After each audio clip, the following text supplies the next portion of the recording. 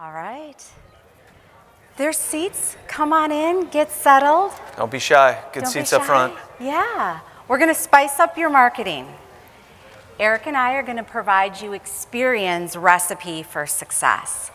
And I have to tell you, with all of the travel complications getting to the show, I'm flat out giddy that there's so many people here in the audience.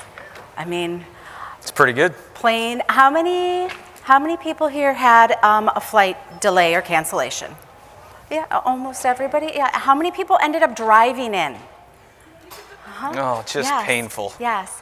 Well, thank you so much for being here. We so appreciate it. I'm Kirsten Von Busch. I'm going to be your host today, and I am the Director of Product Marketing with Experian Automotive. And here with me, I have our marketing expert.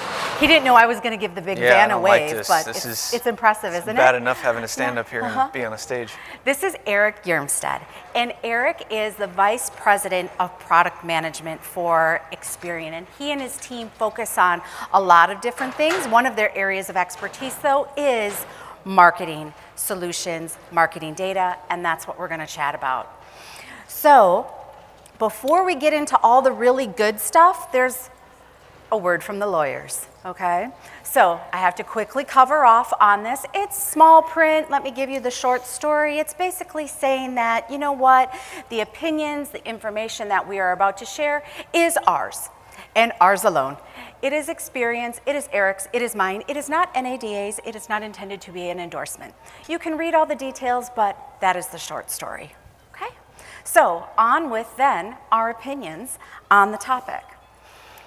So spicing up your marketing. I don't know about you guys, but one of the things I was most excited for New Orleans was the food. I love the food here. It's absolutely fantastic, right? I'm not much of a cook myself, but I aspire to maybe mastering a couple dishes and being able to have like a Mardi Gras dinner party. And if I were planning a dinner party, really there's kind of three main things that we're gonna do. First, we're gonna plan it, then I need to actually make the meal, and then deliver upon it. And that's what we're gonna talk about today. Three simple parts for how you can spice up your marketing and have success from a campaign perspective. So first of all, menu planning, all right? Now, if you're planning a dinner party, right, some basic things to get started. What are you gonna have? Who do you have coming, right? Are there maybe allergies that you need to think about? What are your goals for this? Really similar to what you do when you are setting out your marketing strategy.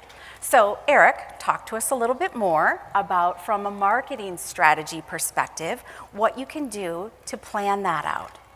It's so interesting too, and I'm not going to talk about food one bit because, yeah, that's Kirsten's space, not mine.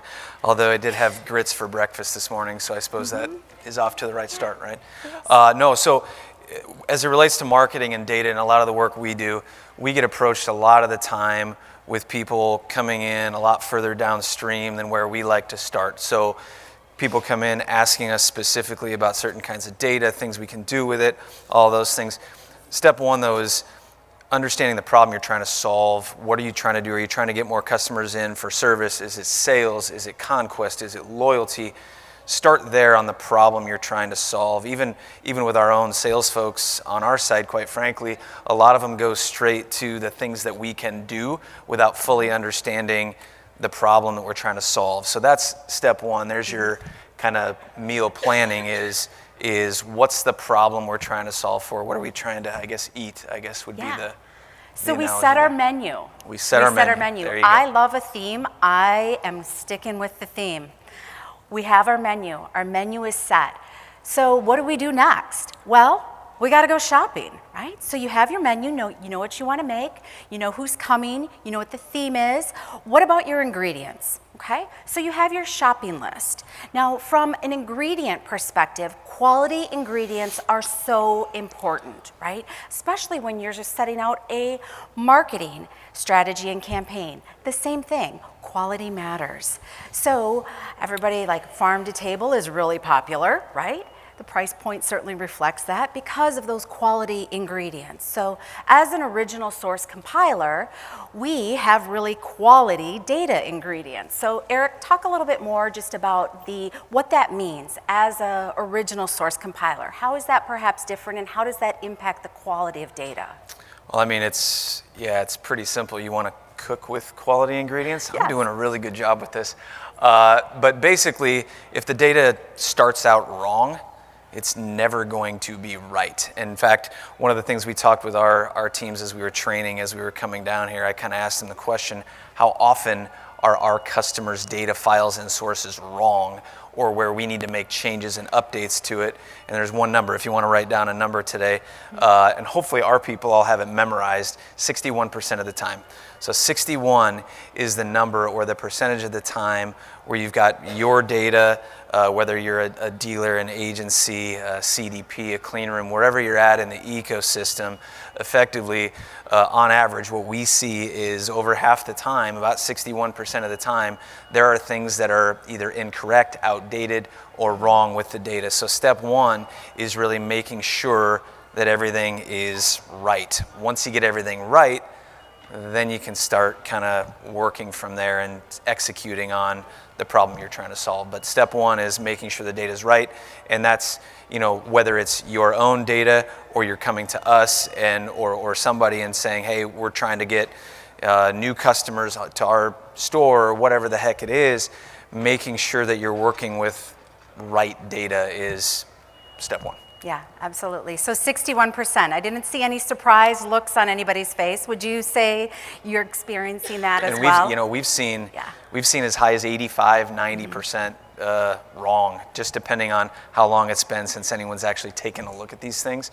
But you think about all the downstream impact that number has, got to get it right. Absolutely. All right, so we've got our shopping list. We went to the store. Now, step two, we need to make the meal, all right? So I am not the type of cook that is just gonna toss this in, a little bit of that, a little bit of this, right? If I want a really impressive meal, I'm following a recipe. And I'm following the recipe that is laid out, right? What is that secret sauce? And if you might have your list of ingredients, right? Here is your flour and your eggs and your vanilla for, let's say you're baking some cookies, right? I do quite a bit of baking actually, and we just got done with the holidays. You can't just combine it in any willy-nilly manner. You have to measure it out, right? And a recipe in that manner then is more deterministic, right? So we hear a lot about deterministic versus probabilistic from a marketing perspective and from an audience standpoint, and really what does that mean, right? So we all experienced Weather Channel issues this week, right? And the forecast for weather, that's more probabilistic, right? It probably may happen, but deterministic is different. So Eric, talk to us a little bit more about deterministic versus probabilistic and how that really makes an impact on an audience and the models that are used to build an audience. All right, so there's a couple things here. I'll probably go too deep here, so stop me when I start rambling. Just someone put your hand in the air, because this is where I enjoy this stuff. But effectively, where things start for us is putting all this data into AI, machine learning. We've got an entire data science group that deals with these things. So there's two types of things. One is kind of known things, which is deterministic. This is known things are, what kind of car do you drive? The fact that Kirsten's credit score is 450 these days, or whatever the heck the number is. These are known data points that we know and we have. Probabilistic means, when is a customer likely to come in for service next? When are they likely to buy their next vehicle? How are they going to buy it? All of those things. So what we do is we kind of combine all these things together, because, this is why I've been at Experian as long as I have. We have so much data. So whether it be credit, marketing, vehicle, fraud, all of that goes into kind of what we know and understand around what a consumer is likely to do next and when they're likely to do it. So that's sort of the difference between the two. And then the way you all put them into action becomes there are certain things you want to act on that are more known and certain things that are a little bit less known. Like we know when someone's lease is expiring. We have all that information. That's a known thing. We can help you get in front of that. On the flip side, what's that consumer likely to do next? Are they going to buy out the lease? Are they going to buy something new? Are they going to flip brands? All of those things. We've got over 3,000 data points feeding a machine that basically says, here's the top 5, 6, 7 things they're likely to do next. So it's a huge, I suppose, recipe to tie it back all together to try and figure out exactly what's going to happen next. And we've got lots of teams working on this stuff. Okay, so to try to kind of boil it down really simply and just summarize it, right? Deterministic would be known things. Yep. So known things such as, I live in Palatine, Illinois. I am a female. I am married. I have 3 children. You like bad football teams. I love the Wisconsin Badgers, and Eric is from Nebraska, so we may have a little bit of a difference opinions on that. But that opinion. would then be something perhaps more probabilistic of your opinion or perhaps your affinity to a specific football team, right? So deterministic is known, things that are factually based. Probabilistic, providing, based on all the things we know, what then may be. Is that a short summary? Good enough. All I right. think the football analogy doesn't work because Nebraska is obviously the right answer, but onward. Now, precision counts. So when you are making your recipe, when you are in the kitchen, precision counts. So if I am going to finely chop, right? If I am going to fold in flour and information, how many of you have been baking something and you didn't fold in that flour so slowly, you kind of just dumped it all in at once? How'd that work out, right? It didn't really work out that well for your recipe, right? So in the same manner, when building an audience, we need to layer this information in and layer this data within it. So talk to us a little bit more, Eric, about maybe some examples of that, or perhaps with audience refinement and what available options there are to really have a precision campaign based upon data elements. Sure, and that really gets down to the problem you're trying to solve. Are you trying to, blanket an entire market area through digital advertising on Facebook, or are you sending out specific personalized text messages to customers you already have relationships with? Those two things fall completely on opposite ends of the spectrum. The type of data that you want to use for those two things are very uniquely different. When you're more targeted, more focused, you can't be as wrong, because I've experienced this, as many of you have. The second you send the wrong information or talk to the wrong person about something, they'll think, hey, my information's been hacked, stolen, we have an issue here. If you're throwing ads up on Facebook, whatever it is, you can be a little bit more wrong, and that's okay. So we try and offer data solutions kind of across that entire spectrum to say, look, I want to blanket over here and I want to be specific over here. And on the specific side, you go, I need people who own model year 08 to 14 Honda Accords with credit scores in this range that have serviced their vehicle in the last 6 months. Great. You don't need that level of specificity when you're dealing with social media and digital advertising. So depending on what you're doing, you want to be able to refine that audience, refine that targeting based on your objective. And that's kind of what we do all day long, is we get data, solutions, products to meet those different places in the market. Okay, so from a marketing campaign perspective, you can go wide or you can go really deep, layering in additional data elements for as broad or as narrow of a campaign as you'd like. Okay, so look, I got way ahead of myself and was so excited about it. We already talked about that. But cooking your meal, all right, checking your equipment. Now, all of this sounds great, but if you can't execute on it, what good is it?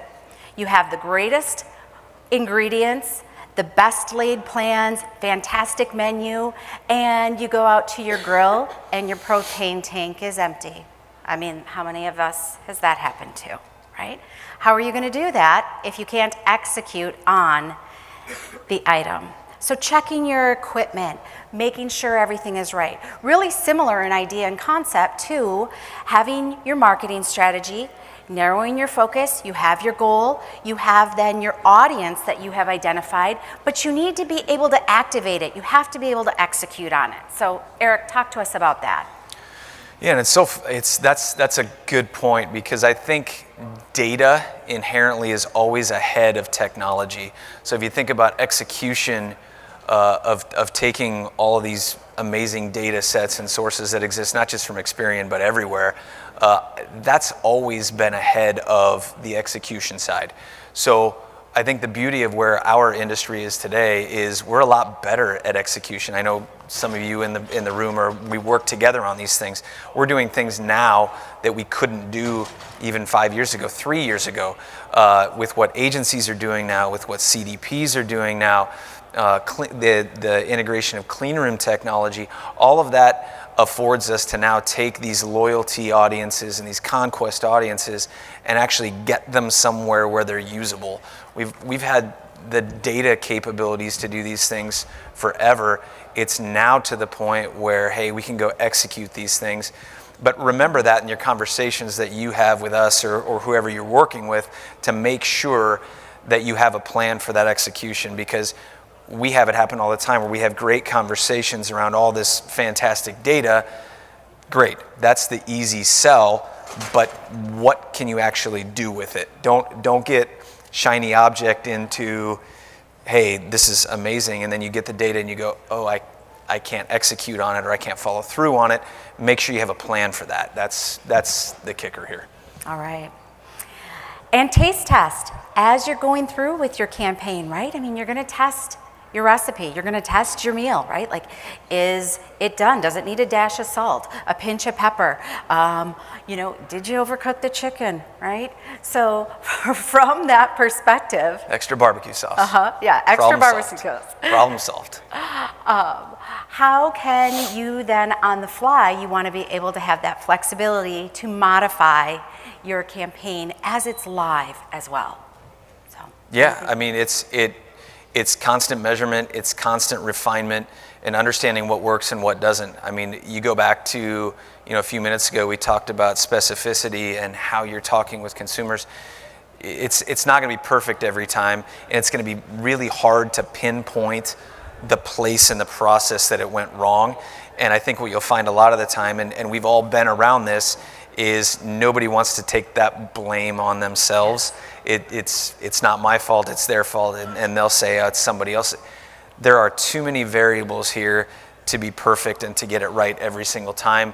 The constant refinement of data, marketing tactics and strategy, deployment types, all of those things are instrumental here. And don't try and point at one thing. It's constant refinement, learning, and improving as you go. Yeah, absolutely. Having that flexibility and the ability to say, you know what, this is working really well, let's do more of that. This isn't working, let's modify.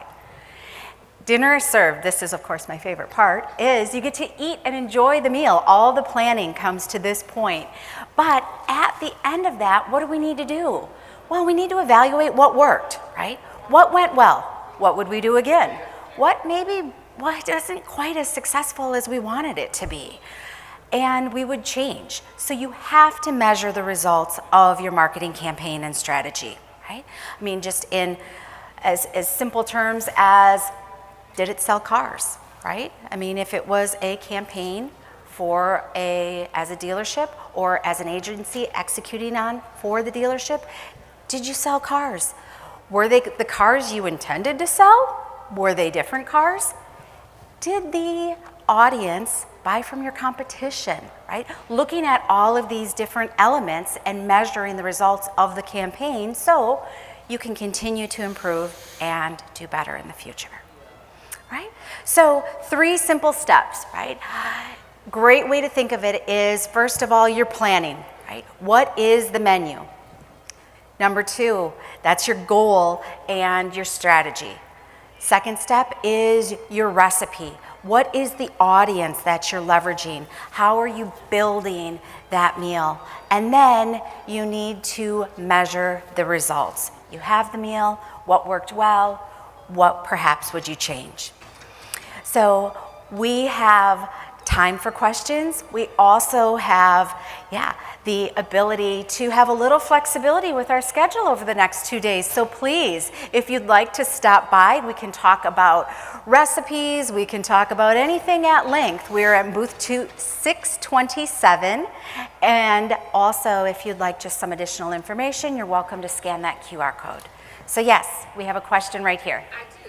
In regards to CCPA, privacy compliance, GDPR, I know that's a concern for a lot of dealers, not just for Experian, but for third-party audience, conquest audience as a whole. What should dealers be sure to ask? What should they look for when they're using third-party audience? Yeah, I love this. I'm going to kind of summarize and repeat it so everybody can hear, okay?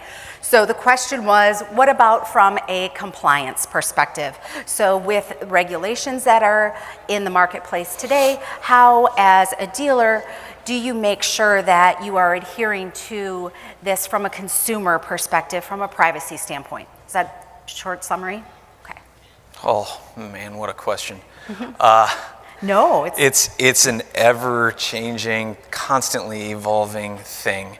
What I can tell you is a couple things here. First and foremost, it is the right thing to be thinking about. How should I be using data? What's permissible? What's not?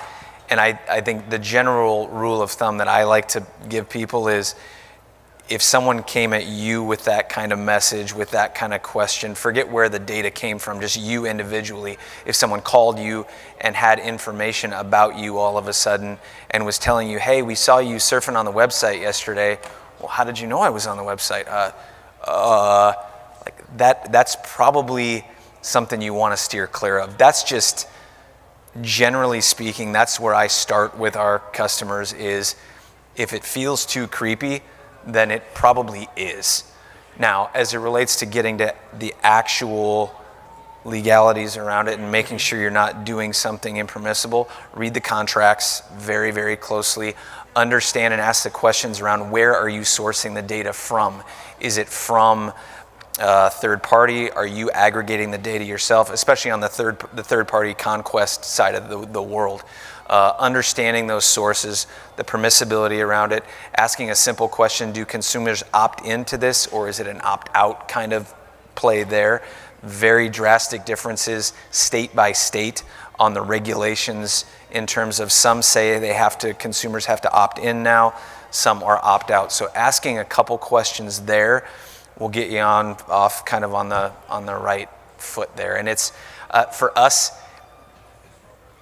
we're in a very unique spot that we're experiencing, because we adhere to regulations probably more strictly than anyone out there. So we're actually, many times when folks come to us and say, well, I can get that data from somebody else, we don't play that way, and we never will. And quite frankly, as a product guy, it kills me, because the creativity and things we could potentially do that maybe get more toward the gray area and the line that you don't want to touch, we don't go anywhere near them.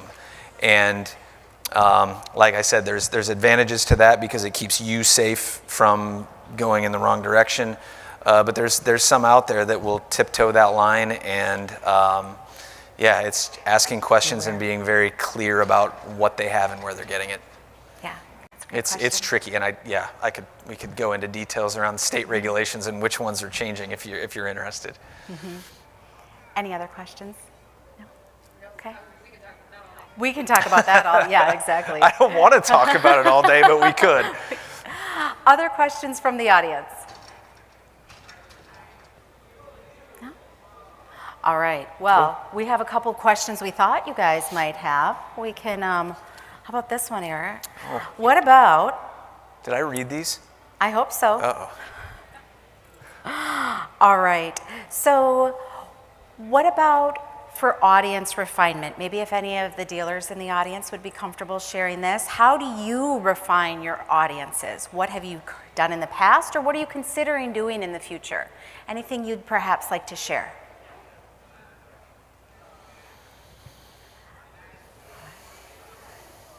Everybody's a little shy, that's okay. All right, well, I'll leave you with this last question then. So we'll come full circle on our dinner party analogy. If you had anyone that you could have invited to your dinner party, living or not, who would that person be?